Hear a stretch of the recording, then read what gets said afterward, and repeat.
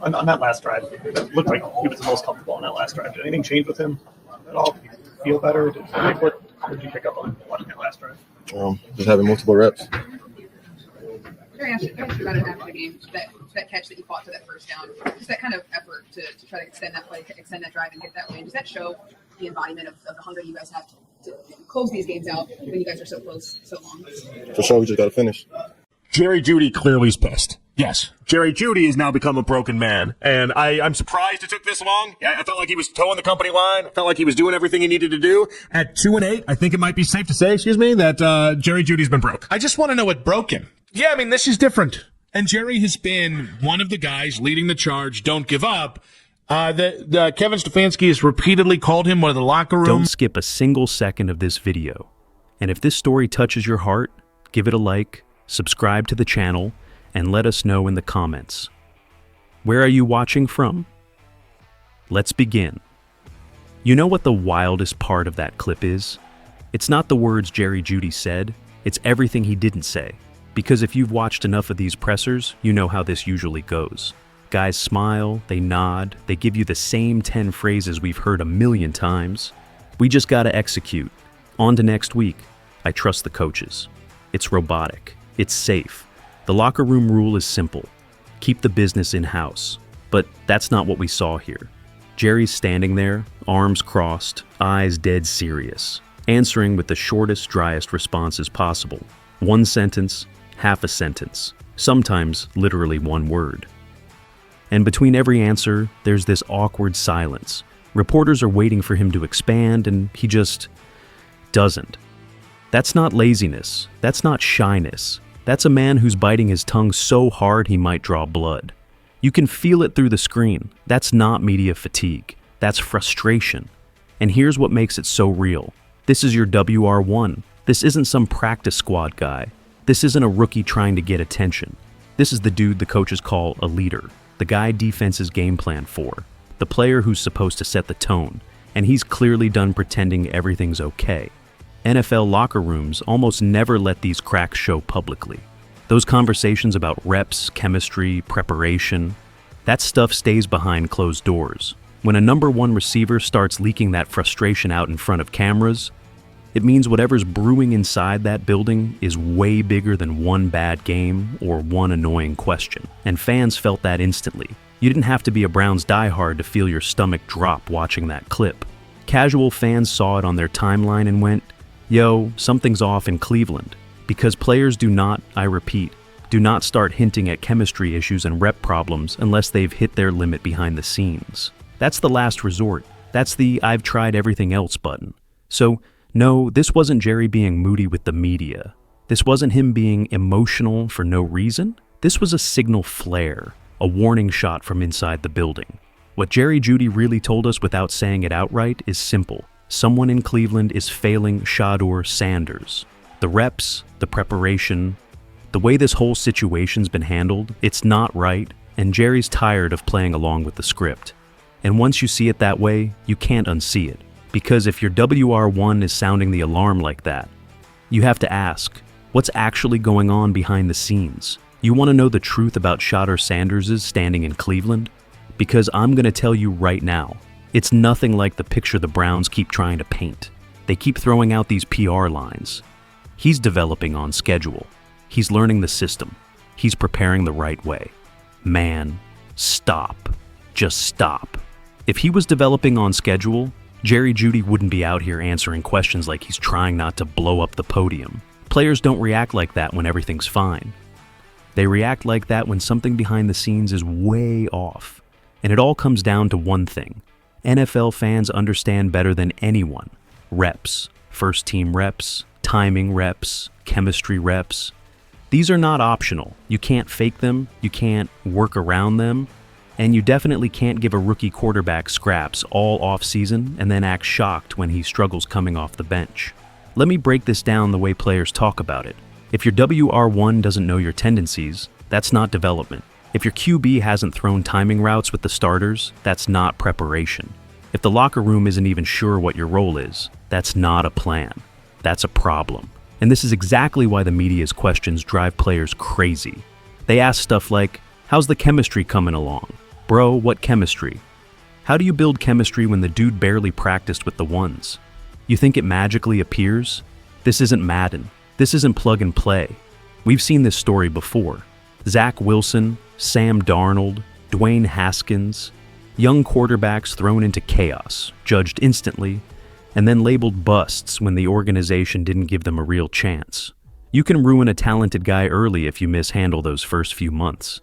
And Cleveland is flirting with that same disaster right now. Because here's the part nobody wants to say out loud. Shedeur's talent isn't the problem. His preparation is the problem. Or, more specifically, the lack of it. And Judy's body language told the truth the organization refuses to admit. You don't react like Jeudy did unless you've seen enough. You don't get that frustrated unless you believe the wrong quarterback has been getting the spotlight. And you definitely don't go public unless you think the rookie should have been higher in the pecking order this whole time. The players know it, Jerry knows it, and deep down, I think the fans are starting to know it too. Because the truth is simple. Shadur Sanders didn't fall behind, Cleveland put him behind. And now the question becomes, why? You want to talk about pressure? Then let's talk about what's really happening inside that Browns building. Because this isn't just about reps anymore. This is about politics. This is about power. This is about a system that's been wobbling for months. And Judy's comments were the first crack loud enough for the outside world to finally hear. Mismanaged reps don't just happen. Depth charts don't just fall into place. Somebody made the call to keep Dillon Gabriel ahead of Shadur Sanders. Somebody decided who got first team work, who got scout team scraps, and who got thrown into a game cold. That's not random. That's not coincidence. That's organizational direction. And here's where it gets messy. The locker room clearly didn't agree with that direction. You can feel it. You can hear it in Jerry's voice. The vets don't buy the plan. They don't buy the excuses. They don't buy the idea that this was ever a competition. Judy isn't frustrated with reporters. He's frustrated with decisions. And the second he started giving those one-word answers, you could see the whole illusion crumbling. Now, imagine being Shedeur in the middle of that storm, a divided locker room. A conservative coaching staff terrified of mistakes, fans begging for a spark, and every single snap you take, people compare you to your father, to your hype, to your college tape, to every expectation thrown at you since day one. You're judged the moment you jog onto the field. You're judged before you even throw a pass. And when you do throw that pass, you're doing it with receivers you barely practiced with. But the headlines still blame you. Shedeur didn't look prepared. Shedeur didn't have chemistry. Well, of course he didn't. How could he? Cold appearances kill young quarterbacks. We've seen it destroy guys way more seasoned than him. And the Sanders name? That's a blessing and a curse. It shines the spotlight, and it burns under the pressure. Every mistake is louder. Every hesitation is magnified. Every growing pain gets turned into a concern. So, when Judy snapped like that, it wasn't a meltdown. It was a message. A message to fans, a message to coaches, a message to the front office. Stop blaming the kid for problems he didn't create. Stop throwing him into chaos and acting shocked when the results look chaotic. Stop pretending this is a Shedeur issue when it's clearly a Cleveland issue. And if the Browns don't fix it soon, that crack Jerry just exposed is going to get a whole lot bigger. You know what changed my whole perspective on this situation? The moment I realized Judy wasn't frustrated at Shedeur, he was frustrated for him. Because frustration like that doesn't come from doubt. It comes from belief. Strong belief. The kind you only get when you've seen something special behind the scenes. Something the public hasn't caught a glimpse of yet. And when you start looking at Shedeur through that lens, suddenly everything clicks. The poise, the calm, the little flashes he showed even in chaos. You start seeing why Judy is fighting for this kid. Let's talk about the traits because they're real. Shadur has that rare pocket composure where everything slows down for him. He's not jittery, he's not bailing early. He moves with purpose. 1 step, 2 steps, eyes scanning downfield. That's NFL stuff. You can't coach that. He can extend plays without panicking. He'll climb the pocket instead of running backward. He'll reset his feet and fire a laser into a tight window. And that accuracy? Man, when he's on time, that ball is money. We saw it in preseason when he ripped that 15-yard dig between 2 safeties. We saw it again in joint practices when even the vets on defense shook their heads like, all right, that kid's got something. But what really stands out, and what players like Judy latch onto, is his mentality. Shedur's a fighter, always has been.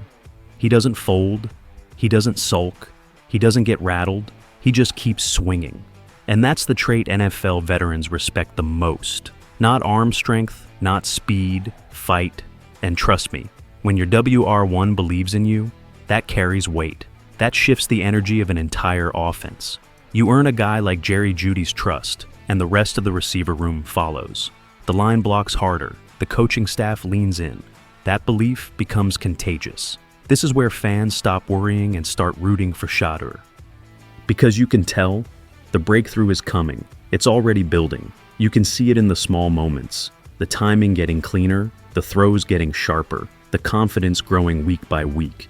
And here's the most exciting part. If Shadur keeps improving at this pace, even just a little, his ceiling might be way higher than Cleveland ever expected. And that's when the real story starts. That's when things get interesting.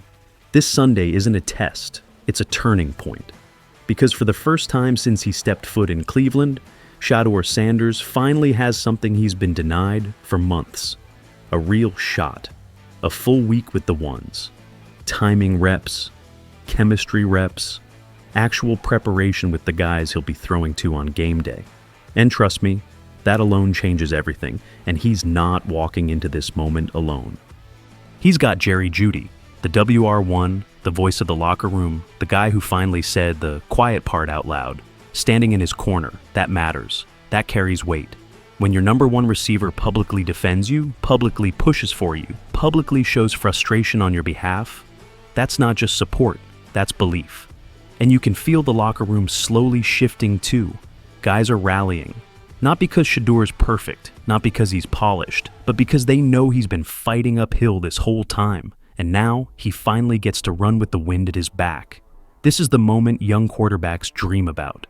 The unexpected start, the chaotic week, the everyone's doubting you energy that can either break you or turn you into something special. And history keeps telling us the same story.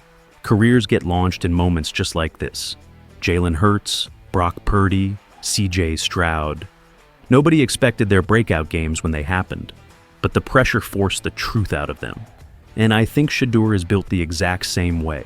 Now, let me be real.